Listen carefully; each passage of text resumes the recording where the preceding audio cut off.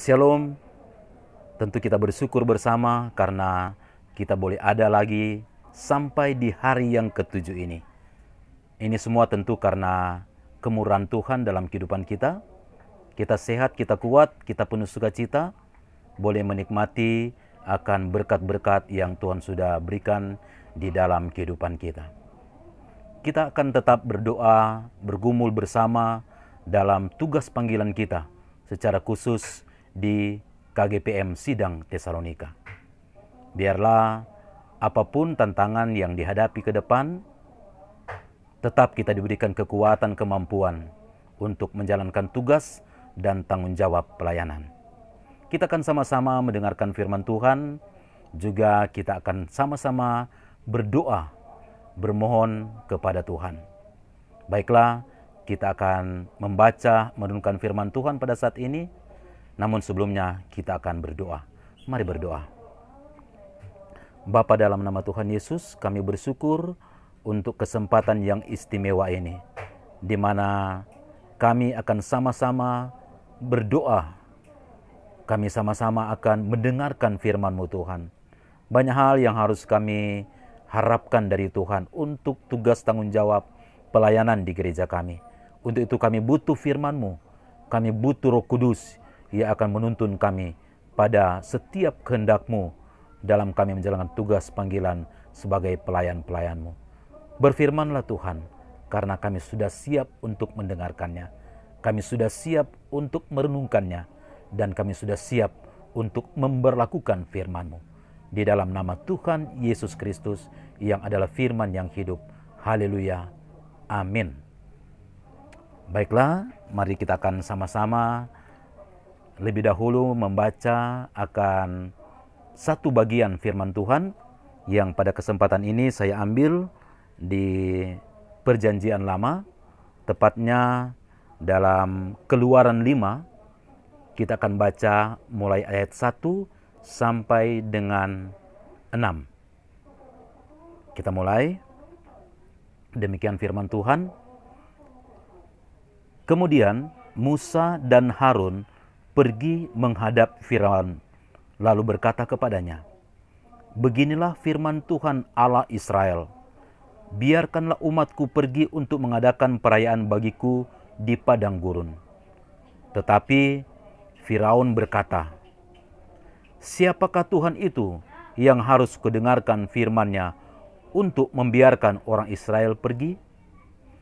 Tidak kenal aku Tuhan itu, dan tidak juga aku membiarkan orang Israel pergi."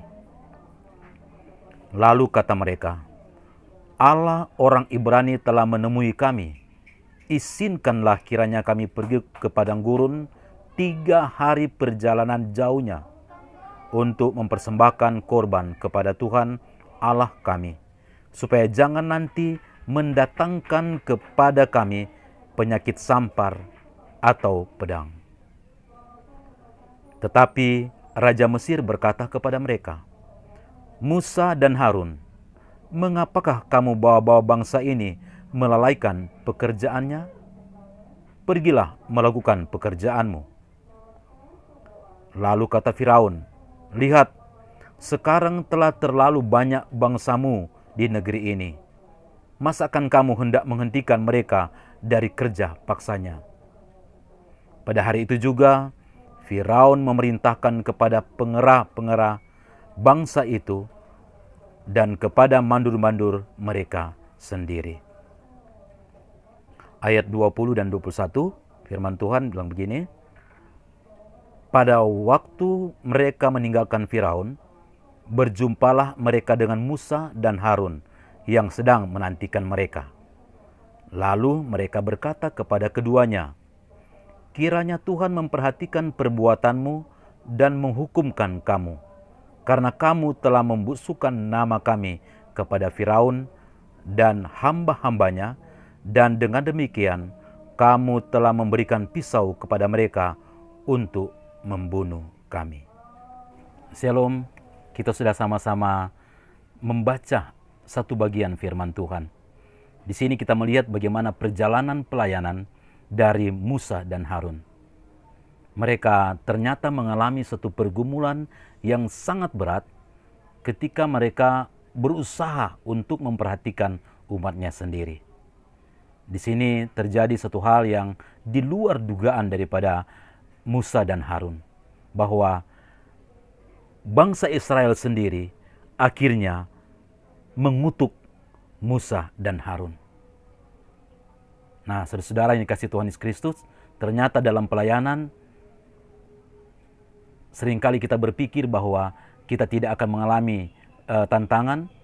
Kalaupun ada, seberat apapun itu, sebesar apapun itu, pasti akan teratasi, pasti akan hilang lenyap. Tapi ternyata ketika kita menjalani itu, tantangan dan pergumulan itu tetap ada. Nah, apa yang bisa kita ambil dari pengalaman dari Musa dan Harun ini? Bahwa Musa dan Harun, walaupun mereka menghadapi tantangan, mereka tetap berjalan sesuai dengan perintah daripada Tuhan. Mereka lakukan itu karena mereka tahu bahwa ada Tuhan yang sudah merancangkan sesuatu yang indah dalam kehidupan pribadi dari Musa, Harun, bahkan bangsanya, bangsa Israel. Musa dan Harun harus menghadapi kenyataan bahwa mereka dibenci oleh Firaun, mereka dibenci juga oleh bangsa Israel sendiri. Sekalipun demikian, sepertinya sesuatu yang negatif yang terjadi kendati mereka sudah bersungguh-sungguh.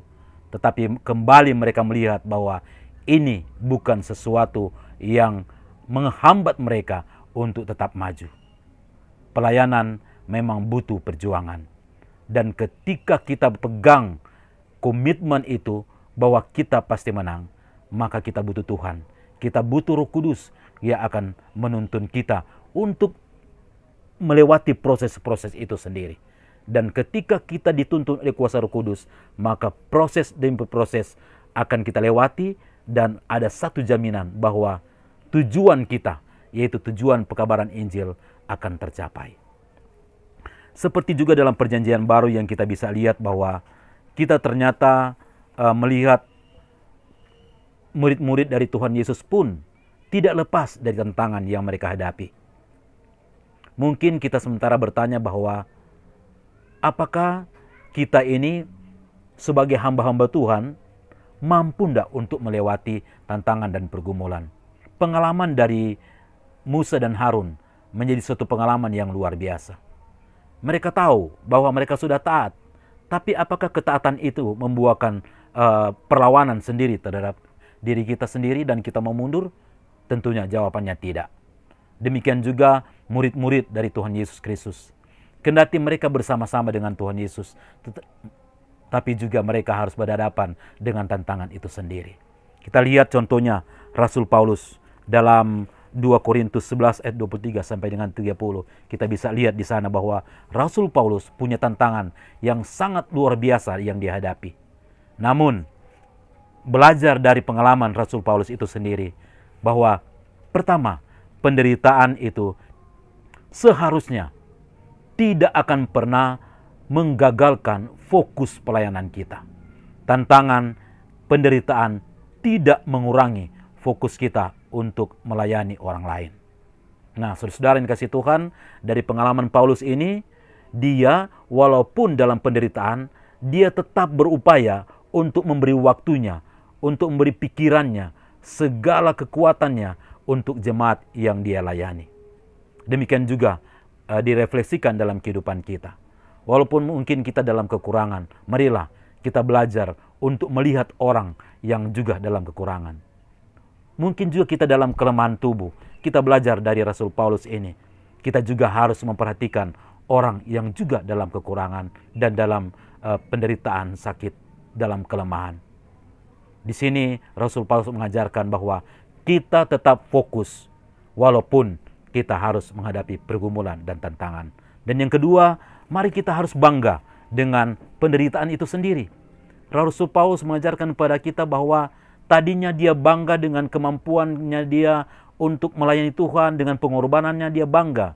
Pada waktu itu dia berusaha untuk bangga dengan pelayanan karena dia tahu bahwa ada begitu banyak orang yang menyesatkan bangsanya sendiri. Dia bangga, sepertinya dia menggunakan alat pelayanan. Dia juga pernah bangga dengan hal-hal buruk yang dia lakukan bagi orang Kristen. Tapi kini berbanding terbalik. Justru dia bangga dengan pergumulan, dengan penderitaan yang dia hadapi. Direfleksikan dalam kehidupan kita sebagai pelayan-pelayan Tuhan. Marilah, apapun yang kita hadapi, kendati kita harus mengalami pergumulan, tantangan, penderitaan, mari kita bangga dengan itu. Karena apa? Karena kita akan mengalami kemenangan di sana. Ketika kita mengalami pengalaman-pengalaman rohani, kita tahu persis bahwa penderitaan itu akan membawa jiwa dimenangkan, dibawa kepada Tuhan. Terpujilah Tuhan. Amin. Mari kita berdoa bersama.